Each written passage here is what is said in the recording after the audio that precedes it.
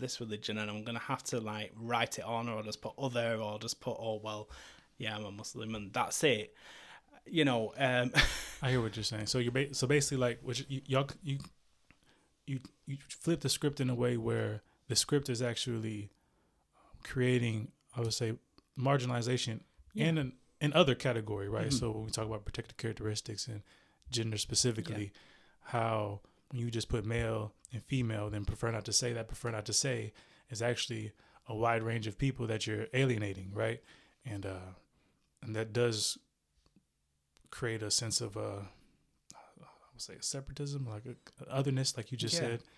And how is that going now within the spaces that you're in? Yeah. So I think it is getting a lot better. And again, working in a university establishment, I think there's a certain level of understanding there, which has been able to adapt that, especially to students more so than staff, which again is something that we're picking up very soon for our staff in particular. But for students, it's more broader. And from the feedback that I've informally received in terms of the application process, because I try not to, again, say, oh, well, did it work? Did it not work?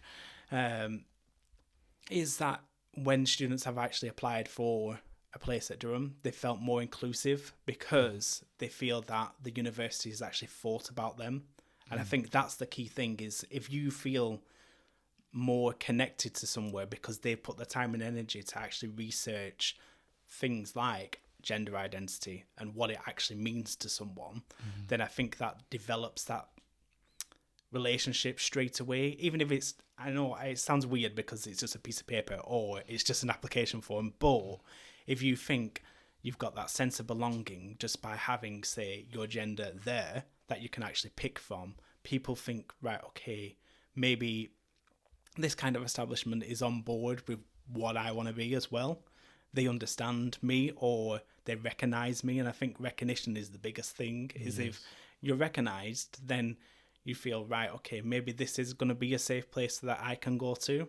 Right. It might not be in reality in some cases. I can't say, come to this university because we're absolutely amazing at everything. But again, it just gives you that sense of belonging where you feel like, right, okay, I could be safe there, and you feel more impressed that people are knowledgeable about that without actually being knowledgeable about that.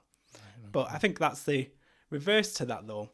Okay. I do say that there is a reverse to that because obviously by developing forms and softwares and technologies where we can say we're more inclusive on a piece of paper, we then have to, again, like you said, flip the script in a way of actually becoming it. It's okay of actually putting that into a policy or writing that somewhere and people feeling that. But then if they're actually living and breathing it and it's not that, then we're still doing something wrong. So basically, like, there's layers to inclusivity, right? Yeah. And it's about, that's how you can challenge policy. But then you mentioned about how that recognition can make students feel included. Since you've been working here, I guess you started in 2019. Yeah. Has there been a shift or has there not been a shift? Have you seen any type of transformative change when it comes to that?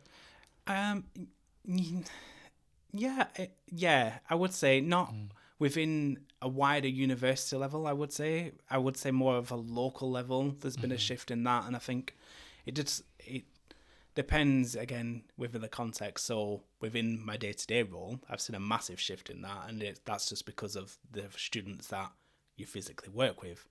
But when it's eye-opening sometimes, because I do try to go to lots of different lectures that are held at different places to try and see if some of the work that we're doing in the background is actually working for different people, or if it's literally just here at a Rainbow College that it's becoming a different shift of people, a different mentality, a different perspective of people that are actually coming in.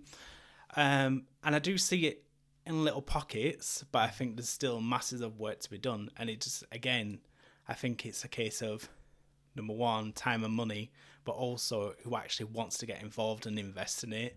And again, if it's just one of them tricky things, I would say, as a university as a whole, is yes, we can tick the box, but are we going to do anything about it? And I think that's one of the bugbearers, especially speaking to different networks that have different agendas and different things that they want to bring forward. And I think that's probably the consistent of annoyance, I would say, because we are quick enough to say, as a university, we really want to do this, but we take a long time to do it. Okay. So I've learned that about sometimes about being just in general when it comes to this work. Organizations tend to be reactive rather than proactive at times, right? Yeah.